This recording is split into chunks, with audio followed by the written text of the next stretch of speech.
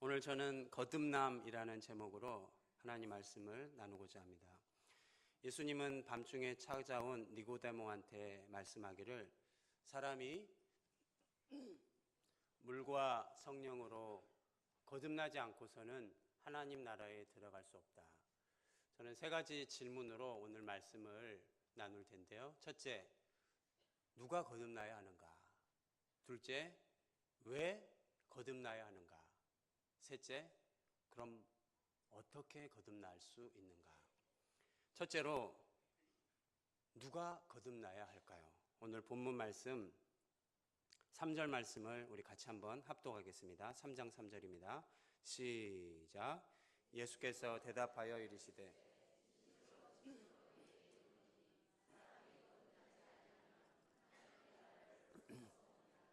네.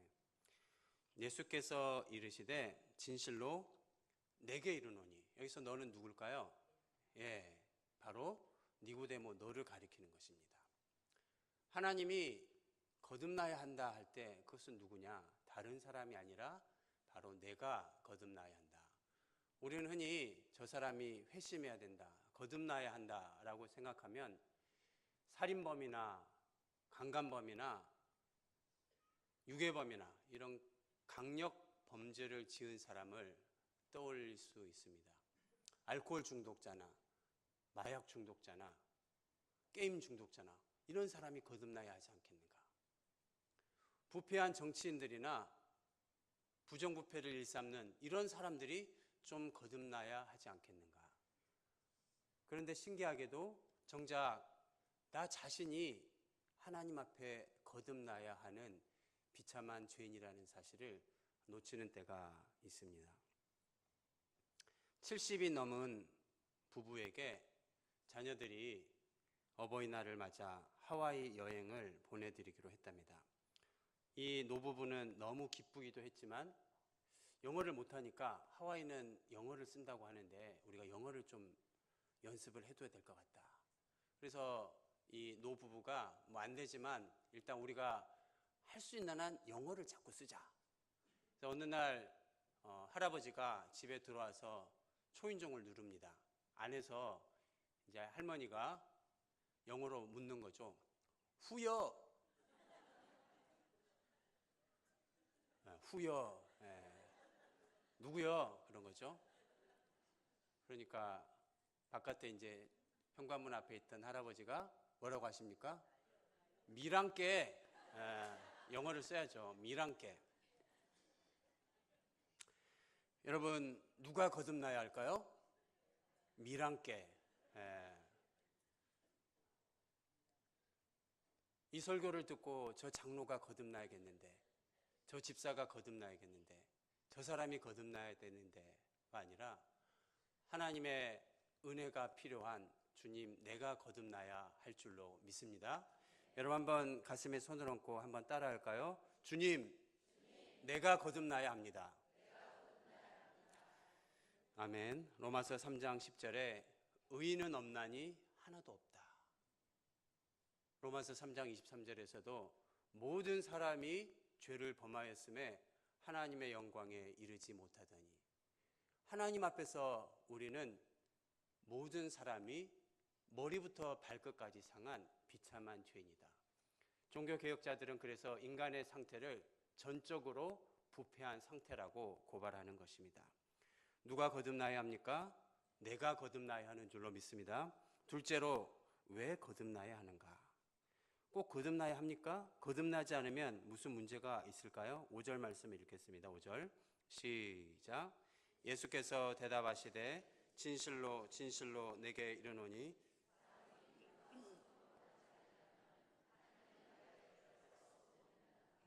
왜 거듭나야 할까요? 거듭나지 않고서는 하나님 나라에 들어갈 수가 없다. 3절에 보니까 거듭나지 않으면 하나님 나라를 볼 수도 없다. 우리가 본 어게인, 다시 태어나고 거듭나야 하는 이유는 하나님 나라를 들어가려면, 하나님 나라를 경험하려면, 하나님 나라를 목도하려면 거듭나야 할 줄로 믿습니다. 존 뉴턴은 당시 지중해를 오가는 상선의 선장이었던 아버지를 따라 그의 나이 11살 때부터 선원이 되었습니다. 어렸을 때는 경건한 신앙인이었던 어머니의 영향으로 신앙훈련을 받았지만 7살 되던 해 어머니가 폐병으로 돌아가시고 선원들과 함께 살아가면서 성격도 거칠어지고 삐뚤어지기 시작합니다. 존 뉴턴은 자라면서 더욱 난폭한 성격으로 모든 사람들로부터 미움을 받게 됩니다. 특히나 아프리카에서 흑인들을 노예로 잡아오는 노예선에서 일하게 되면서 그는 배 안에서 온갖 나쁜 짓만 골라서 하는 잔인한 사람이 되었습니다. 그러던 중에 1748년 3월 1일 그는 배 안에서 토마스 아켄피스의 그리스도를 본받아라는 책을 우연히 발견하고 그 책을 읽기 시작합니다. 책을 읽는 동안 그는 오랫동안 그의 영혼 속에서 깊이 잠자고 있던 어머니의 기도 소리와 찬송 소리를 다시 들을 수 있었습니다. 그의 마음속에서 커다란 변화가 일어나기 시작한 것이죠. 그는 눈물을 흘리며 무릎을 꿇고 하나님 앞에 회개하게 됩니다. 이후로 그는 새로운 삶의 출발을 가집니다. 지금까지의 모든 삶을 정리하고 그가 대적했던 바로 그 하나님의 복음을 전파하는 사명을 받아 목사의 길을 걷게 됩니다.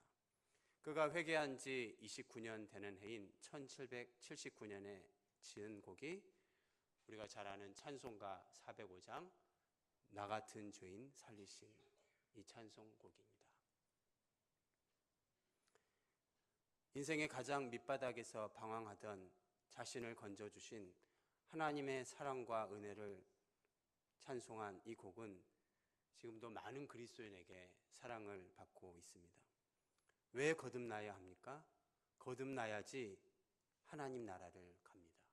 쉽게 말하면 내가 교회를 다니고 봉사를 하고 직분을 얻고 심지어 복음을 가르치는 교사로 산다고 할지라도 내가 물과 성령으로 거듭나지 않으면 천국에 가지 못한다.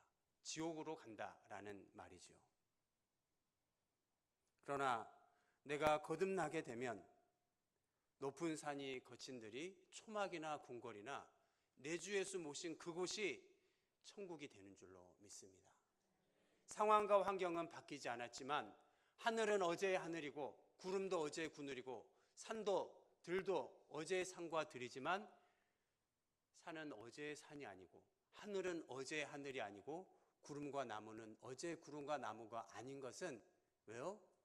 내가 거듭남으로 말미암아 내 속에서 속사람이 새로워져서 내가 보는 것마다 새로운 환경이 펼쳐지게 되는 줄로 믿습니다. 산천도 초목도 새 것이 되었고 죄인도 원수도 친구로 변하고 마는 것입니다. 우리는 왜 거듭나야 하는가? 거듭남으로써 하나님 나라를 경험하고 하나님 나라를 누릴 수가 있는 것입니다. 마지막 셋째로 그러면 어떻게 거듭날 수가 있는가?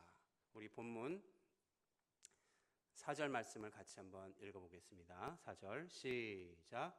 니고데모가 이르되 사람이 늙으면 어떻게 날 수 있사옵나이까? 두 번째 5절 예수께서 대답하시되 진실로 진실로 내게 이르노니 사람이 물과 성령으로 나지 아니하면 하나님 나라를 들어갈 수가 없느니라. 자, 저를 보시면 니고데모가 사람이 거듭나야 된다 이 말을 듣고 갸우뚱하는 거죠. 내가 엄마의 자궁에 이 늙은 나이에 다시 들어갔다가 나와야 되는가? 그런 질문을 하는 겁니다. 두 번째 모태에 들어갔다가 나와야 한다는 말입니까? 그러자 예수님이 하시는 말씀이 내가 진실로 진실로 내게 이르노니 사람이 물과 성령으로 나지 아니하면 하나님 나라에 들어갈 수 없다. 어떻게? How? 어떻게 우리는 거듭날 수가 있는가? 물과 성령으로 거듭나는 줄로 믿습니다. 물은 세례, 죄 씻음을 말하는 것입니다. 우리는 지난 부활절 주간에도 담임 목사님께서 세례식을 집례하셨지만 이 죄 씻음의 세례를 통하여서 우리는 하나님 앞에 거듭나게 되는 것이고, 세례 의식뿐만 아니라 성령으로 우리의 속 사람이 성령의 세례를 받음으로 하나님의 자녀가 되고 하나님의 권속이 되는 줄로 믿습니다. 니고데모는 유대인의 지도자였고 관원이었고 율법을 꿰뚫고 있는 바리새인이었습니다. 그는 율법의 613가지의 율법을 다 지켜야지만이 천국에 갈 수 있다는 그런 세계관을 갖고 있었어요. 그러나 오늘 예수님께서 그의 생각을 완전히 갈아엎는데, 율법을 지킴으로 천국에 가는 것이 아니다, 물과 성령으로 거듭남으로써 천국에 갈 수가 있는 것이다. 저희 큰아이가 고등학생인데 한 4살 때쯤에 있었던 일입니다. 어느 날, 아빠, 하나님이 있어 없어? 하나님 있지. 근데 왜 하나님 안 보여? 그래서 제가 어떻게 답을 할까? 하나님이 그때 지혜를 주셔서 찬영이 이마를 향해서 이렇게 바람을 불었습니다. 다행히 저를 닮지 않아서 머리가 곱슬이 아니라 직모인데 이렇게 후 하니까 머리카락이 막 흩날리는 거죠. 찬영아, 바람이 있어 없어? 바람 있지. 어떻게 알지? 머리카락이 날려요.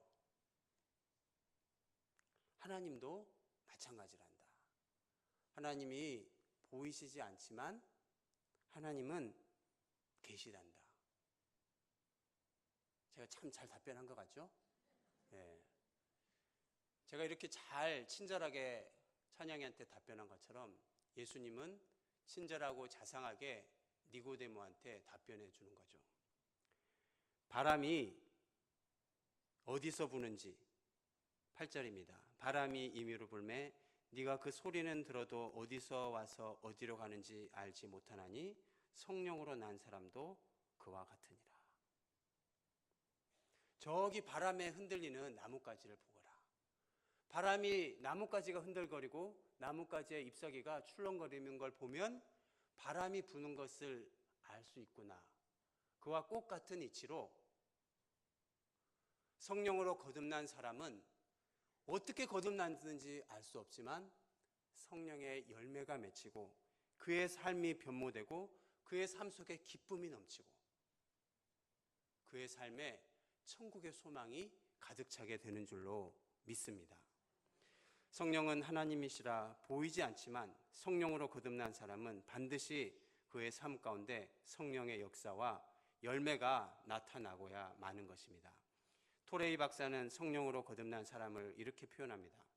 성령을 받기 전에 모든 것이 남의 탓으로 보였으나 예수를 믿고 성령이 내주하시면 내 잘못으로 느껴졌다. 성령 받기 전에 육으로 살 때는 모든 것이 나라 탓, 이웃 탓, 남편 탓, 아내 탓, 부모 탓. 그러나 성령으로 거듭나니까 모든 것이 나의 탓이구나. 스스로 회개하고 겸손하고 낮추어지게 된 것입니다. 말씀을 맺겠습니다. 예수님은 구약의 율법에 정통한 이 니고데모에게 성령으로 거듭나는 것을 설명하기 위해서 구약의 말씀의 한 사건을 인용합니다. 14절, 15절을 같이 읽겠습니다. 14절, 15절 시작.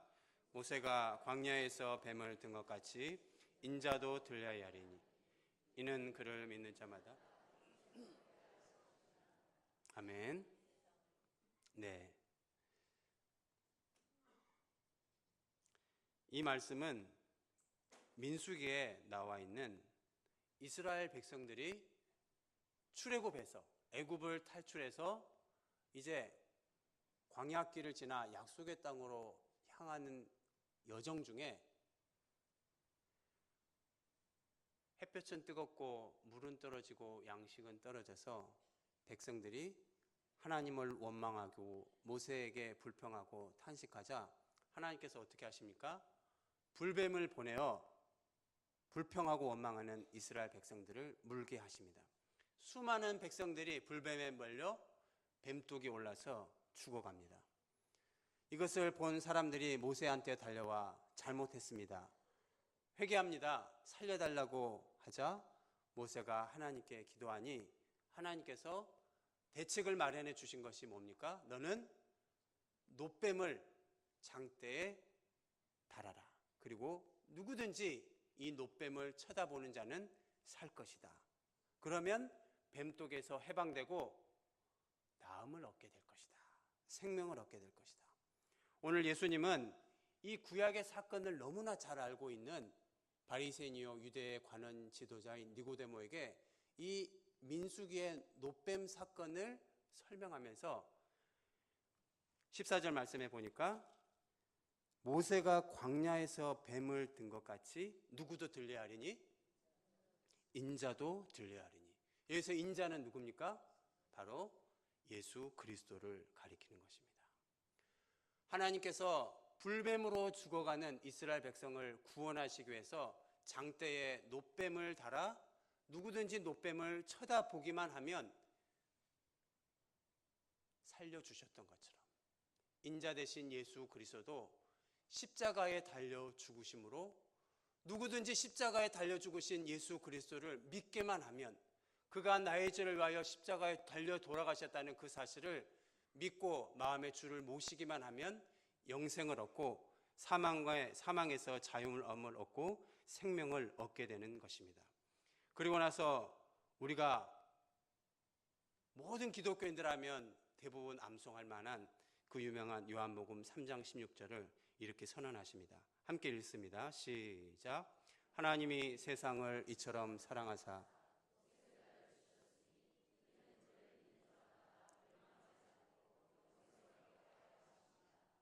할렐루야.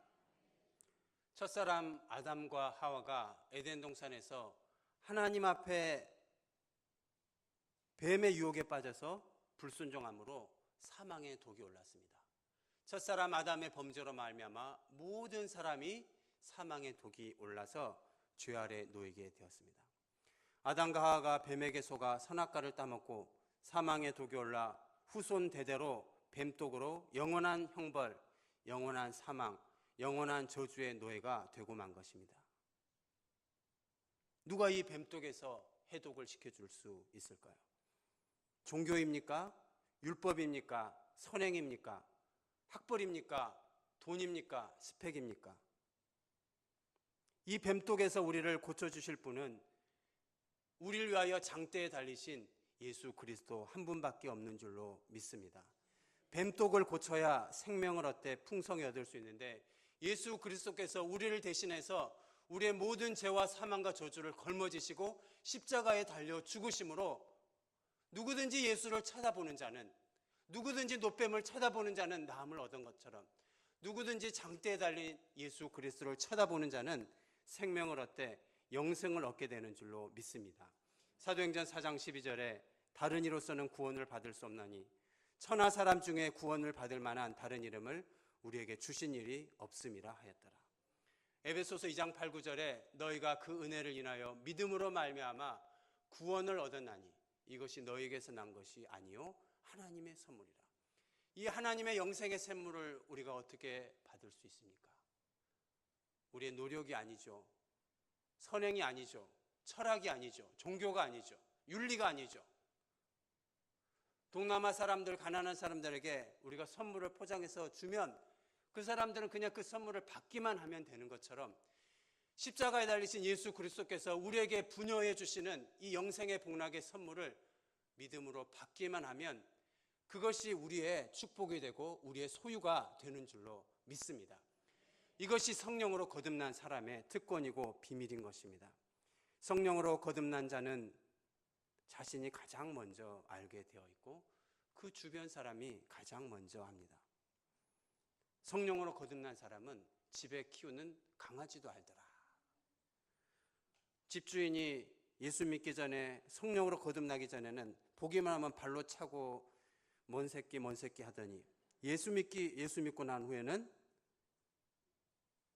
쓰다듬어주고 맘마주고 이쁘다 하고 귀엽다고 껴안아주고 뽀뽀해주고 쓰다듬어준다. 성령으로 거듭난 자는 말이 새로워지는 것입니다. 성령으로 거듭난 자는 언어가 새로워지고 행동이 새로워지는 열매를 거두게 되는 것입니다. 사랑하는 성도 여러분, 이 자리에 계신 모든 성도님들은 날마다 이 십자가에 달리신 예수 그리스도의 복음을 바라보고 날마다 이 십자가의 복음을 붙들고 성령을 의지하고 나의 열심으로 내 인생의 핸들을 붙들고 달려가고 있다면 나는 조수석으로 내려오고 성령의 지배를 받아 주님께 나의 핸들을 맡겨드릴 때 하나님께서 나의 삶을 거듭난 인생으로 이끌어가는 줄로 믿습니다. 주님이 내 삶에 앞장서 주십시오. 주님이 내 삶의 드라이버가 되어주십시오. 인도자가 되어주십시오.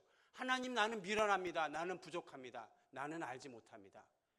그것이 예수님이 오신 이유이고 목적인 것입니다. 요한복음 10장 10절에 도적이 온 것은 도적질하고 죽이고 멸망시키려는 것뿐이요 내가 온 것은 양으로 생명을 얻게 하려는 것이라.